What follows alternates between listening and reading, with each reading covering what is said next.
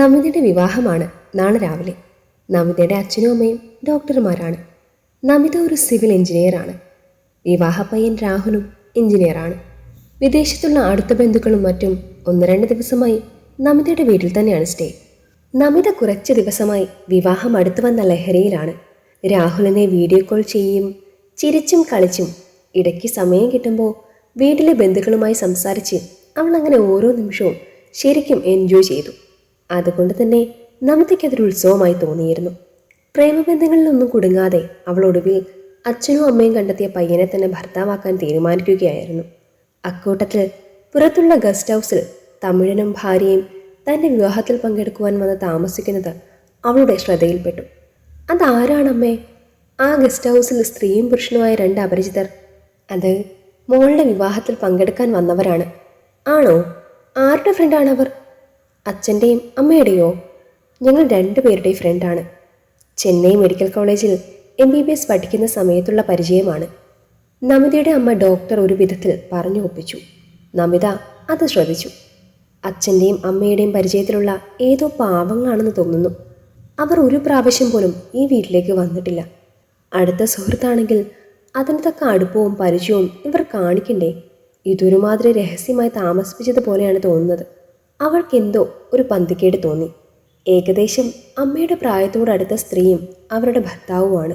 താൻ സിറ്റ് ഔട്ടിൽ നിന്നപ്പോൾ അതിലെ സ്ത്രീ 1-2 തവണ അവർ വന്ന് തന്നെ നോക്കുന്നത് കണ്ടു.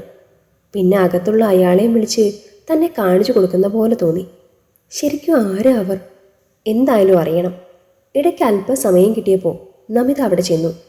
ആ മോള് വന്നിച്ചാ? ആ സ്ത്രീ അവളെ കാണുമ്പോൾ വേഗത്തിൽ അടുത്തു ചെന്ന് അവളുടെ കൈ പിടിച്ച് ചോദിച്ചു.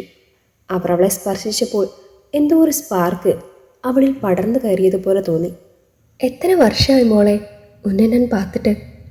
ഉന്നെ പാക്കുന്നതുക്കും തിരുമണം പങ്കെടുത്ത് ഉന്നെ ആശീർവദിപ്പിയതിനും ഞാൻ വന്നിട്ടാങ്കളെ എൻ്റെ രക്തത്തിൽ രക്തമേ. Thanks anti. അപ്പോഴേക്കും അമ്മ ഡോക്ടർ അവിടെ കടന്നു വന്നു. മോളെ അതാ ഡോക്ടർ പപ്പ വിളിക്കുന്നു. അത് കേട്ട് നമിത തമിഴ് ദമ്പതികളെ വണങ്ങി പെട്ടെന്ന് ഗസ്റ്റ് ഹൗസിന് പുറത്ത് വീട്ടിലേക്ക് പോയി. തങ്കമണി, നീ സീക്രട്ടൊന്നും പറഞ്ഞിട്ടില്ലല്ലോ? ഇല്ല ഡോക്ടറമ്മ, ഞാൻ പറയൂ അപ്പടി. ഗുഡ്. നിനക്ക് എൻ്റെ മകളുടെ കല്യാണത്തിൽ പങ്കെടുക്കണമെന്ന് അത്രയും ആശയുള്ളത് കൊണ്ടാണ് നിന്നോട് വരാൻ പറഞ്ഞത്.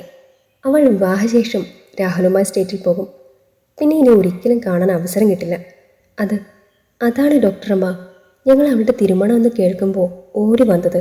ഇവിടെ ഞങ്ങൾക്ക് 2 പേർക്കും തിരക്ക് കാരണമാണ് ചെന്നൈയിലൊന്നും വരാൻ പറ്റാതിരുന്നത്. നിനക്ക് സുഖം തന്നെയല്ലേ? ഏതായാലും ഇതിരിക്കട്ടെ. മോളുടെ വിവാഹം കഴിഞ്ഞ് നിങ്ങൾ പോകുമല്ലോ.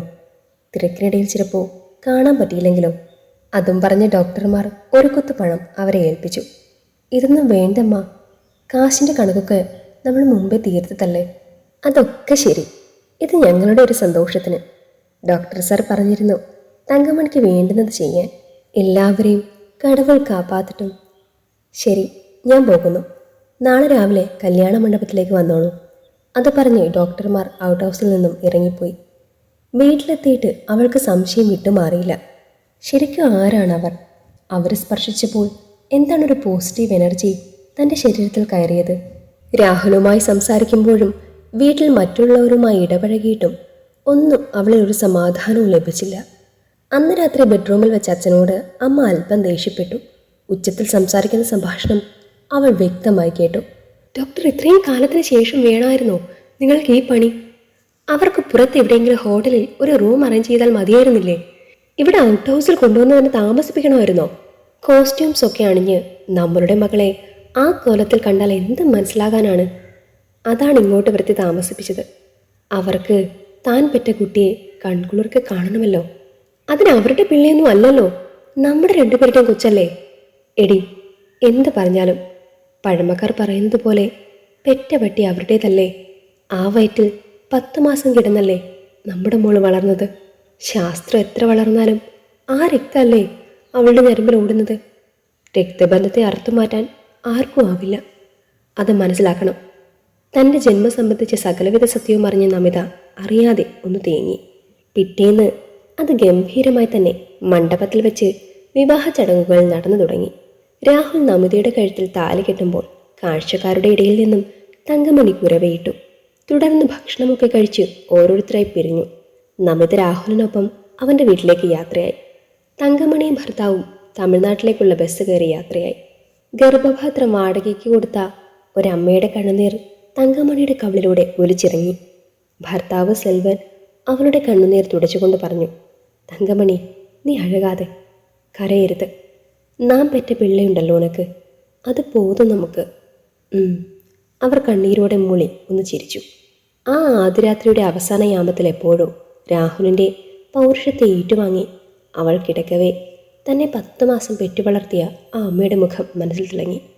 അച്ഛനും അമ്മയുടെയും ബെഡ്റൂമിലെ സ്വകാര്യ സംഭാഷണം കേട്ടപ്പോൾ തന്നെ നമിത ഔട്ട് ഹൗസിലെത്തി ആ അമ്മയെ കെട്ടിപ്പിടിച്ച് കുറേ നേരം തേങ്ങിക്കരഞ്ഞു. വിവാഹത്തിൻ്റെ ആദ്യ അവസരങ്ങളിൽ തമിഴ്നാട്ടിൽ ഗൈനക്കോളജി ഡോക്ടറായ തൻ്റെ അമ്മയ്ക്ക് യൂട്രസിനെ താങ്ങാൻ പറ്റാത്ത വിധം ദൗർലഭ്യതയുണ്ടെന്നും ആ സമയത്ത് തൂപ്പുജോലി ചെയ്യുകയായിരുന്ന തന്നെ ഈ ഉദ്യമത്തിൽ പ്രേരിപ്പിക്കുകയായിരുന്നു ഉണ്ടായിരുന്നതെന്ന് തങ്കമണി കണ്ണീരോടെ പറഞ്ഞു. ഒരുപാട് കാശ് തന്നിരുന്നു, അതൊക്കെ തൻ്റെ സഹോദരിമാരുടെ വിവാഹത്തിന് വേണ്ടി ചിലവാക്കിയതായി തങ്കമണി പറഞ്ഞു. ഇതൊക്കെ ആ രാത്രിയിൽ ഔട്ട് ഹൗസിൽ നിന്ന് കേട്ട് നമിത പോരാൻ നേരം അവരുടെ അഡ്രസ്സ് വാങ്ങി സൂക്ഷിച്ചിരുന്നു. ഈ കഥ നിങ്ങൾക്കിഷ്ടമായെങ്കിൽ ലൈക്ക് ചെയ്യൂ. നിങ്ങളുടെ അഭിപ്രായങ്ങൾ കമൻ്റായി രേഖപ്പെടുത്തൂ. കൂടുതൽ കഥകൾ കേൾക്കാൻ ഈ ചാനൽ സബ്സ്ക്രൈബ് ചെയ്യൂ.